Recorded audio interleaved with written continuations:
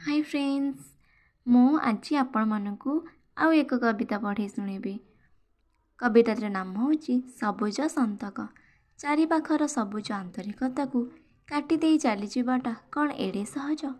सबु आत्मीयतार मधुर महक को पछ करी आगक माड़ी जावा केते जे दुरूह केते जे दुष्कर एक किए न जाने। पत्र परी सबुज अंतरंगपण श्रावण रे धोई जाए सीना पोछि नहीं पारे नहीं मन तल सजल श्यामल बंधन। दिनु दिन से बंधन टाणी हेउथाए ता साथी रे नेउथाए टाणी टाणी एई मनीष को। खरा वर्षा शीत सबु आसुथाए जाउथाए ता साथी रे ताल दे भिजुथाए मन।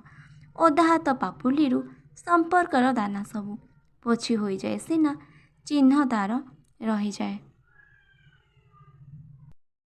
आकाशर फिका जह्न परी जहाँ सबु सकाळे मने पकई दिए मु थिली गो थिली एई नील आकाशरे आउ तुम मन बगीचारे। गला काली राति रे मु थिली सी थिला तुमी थिला पुणी संपर्कर मिठा प्रतिश्रुति।